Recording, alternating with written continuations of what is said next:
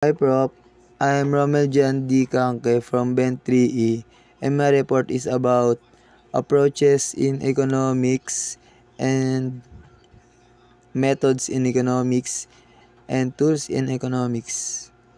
My first is on approaches in economics. Microeconomics focuses on individual economic units, households, firms, and markets and their decision making. Example is the supply and demand and pricing and consumer behavior. Number two is macroeconomics. Examines the economy as whole. Example is the inflation, unemployment, and monetary fiscal policy. Number three is positive economics.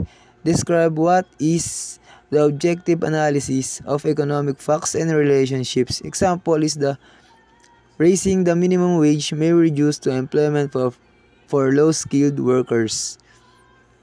Normative economics prescribes what ought to be the value-based judgment about economic policy. The minimum wage should be raised to reduce poverty. Behavioral economics integrates the psychology to study how humans make actual economic decisions. By example is yung bias and heuristics. Martian economics focuses on class conflict, exploitation, and the role of capitalism in shaping the economic systems. Lastly is the neoclassical economics, dominant framework emphasizing the rational choices, market equilibrium, and efficiency. And the second topic is the methods in economics. Number one is theoretical method.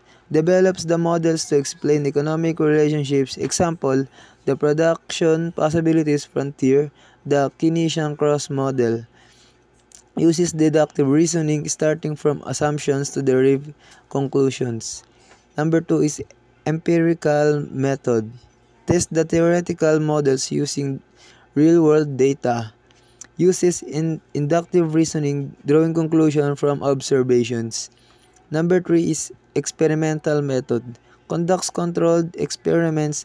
Example is lab or field experiments to test the hypothesis common in behavioral economics.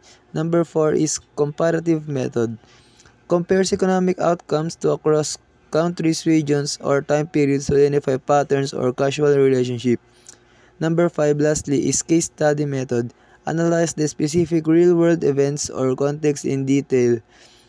Example, the 2008 financial crisis. And lastly, the tools in economics. Number one is mathematical tools. Mathematical tools is using like algebra, calculus, linear algebra for modeling relationship, optimizing the decisions, and analyzing equilibrium. Statistics, depreciative, and inferential for analyzing data and testing hypotheses. Number two is statistical economic tools. Regression analysis to estimate causal relationship between variables. Software, Stata, Pandas. Number three is graphical tools. Supply and demand curves, production possibilities to frontiers, and time series graphs. Scatter plots to visual relationship. Number four is game theory. Analyze the strategic interaction between decision makers. Examples: oligopoly, markets, and negotiation.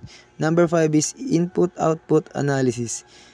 Studies the interdependence between different sectors of the economy. Computational tools. Simulation models example is dynamic, stochastic, general equilibrium models to predict economic outcomes under different scenarios. And that is my overall report. Thank you, Prof.